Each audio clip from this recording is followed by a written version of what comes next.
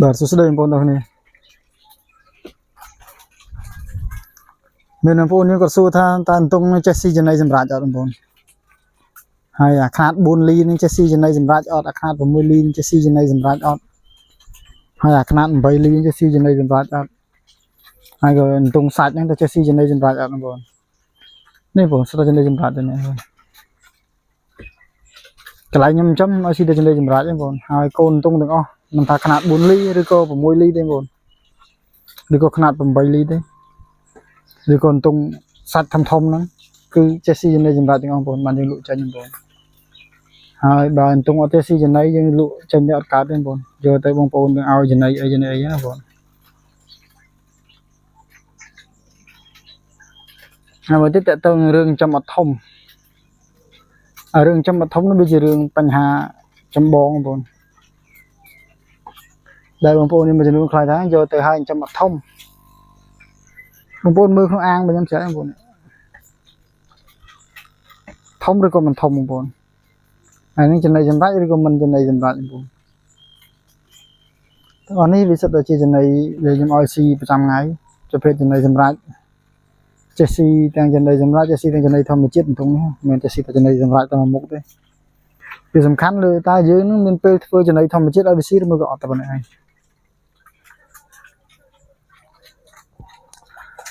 ហើយសម្រាប់បញ្ហាធំឬមិនធំក្នុងអាងរបស់ខ្ញុំអញ្ចឹងគឺធំបងប្អូនអ្វីដែលបងប្អូនចាំទៅមិនធំគឺបងប្អូនឲ្យស៊ីចំណីអត់គ្រប់គ្រាន់ចំណីដែលគ្មានប្រូតេអ៊ីនវីតាមីនគ្រប់គ្រាន់ហើយឲ្យស៊ីចំណីមិនដឹងជាបែបម៉េចអ្នកខ្លះយកទៅទុកចោលដាក់ក្នុងភក់ក្នុងផុកចោលដាក់កប៉ោងអីចោលមួយថ្ងៃស៊ីត្រីកន្លះគីឡូដាក់ស្អុយឲ្យទឹកស្អុយវល់ឲ្យពេញហ្នឹងអញ្ចឹងហើយអ្នកខ្លះទៀតទៅក៏គាត់ចង់ចិញ្ចឹមតែបែបដាក់ផុកដាក់អីងាយស្រួលអត់សូវហត់ក៏ការចិញ្ចឹមអន្ទង់នោះបងប្អូនបើសិនជាយើងអត់ឲ្យចំណីវាស៊ីអត់ធំទេហើយចំណីដែលឲ្យស៊ីក៏ប្រូតេអ៊ីនគ្រប់គ្រាន់ដែរបងប្អូនមិនមែនចេះតែឲ្យស៊ីចំណីទៅវាចេះតែធំអាចំណីអីក៏ចេះតែឲ្យទៅវាធំអត់ទេចំណីអន្ទង់គឺចំណីអន្ទង់បងប្អូនប្រូតេអ៊ីនវា44%មិនប្រូតេអ៊ីនទៀតអាចស៊ីធំណាបងប្អូនអន្ទង់គឺស៊ីតាមពីតូចរហូតដល់លក់គឺប្រូតេអ៊ីន44%ប្រភេទចំណីសម្រាប់អន្ទង់ហ្នឹងមកហើយក្របវាគឺខុសពីចំណីត្រីនេះផ្សេងពណ៌វារឿងលឿងជាងស៊ីទៅធ្វើអន្ទង់សាច់វាលឿងដែរនេះ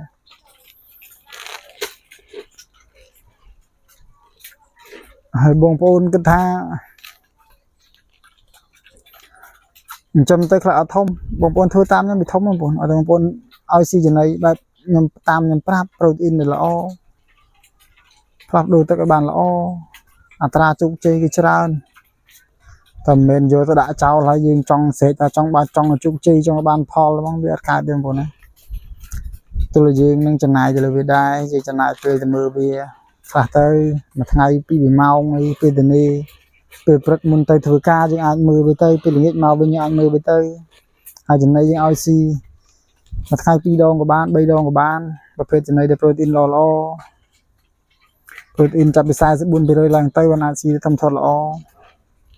ហើយប្រូតេអ៊ីនក្រុមហ្នឹងស៊ីទៅអត់ធំធាត់ទេហើយបញ្ជាក់បងប្អូនកូនទុំខ្ញុំលក់ចេញទៅគឺប្រភេទកូនទុំតំណើបសាច់លឿងអញ្ចឹងហើយចេះស៊ីចំណីសម្រាប់បែបហ្នឹងបានយើងលក់ចេញទៅបានបើអត់ចេះស៊ីចំណីសម្រាប់យើងអត់លក់ចេញទៅទេពីព្រោះថាបើអត់ចេះស៊ីចំណីផងយកទៅនឹងឲ្យស៊ីអីលក់ចេញអត់កើតអញ្ចឹងបងប្អូនត្រូវការអាចទៅទងបានទាំងទងសាច់មេបាពូជក៏ដូចជាកូនទងថ្នាំចំណីគ្រប់ប្រភេទមានទាំងអស់បងប្អូនបាទអរគុណ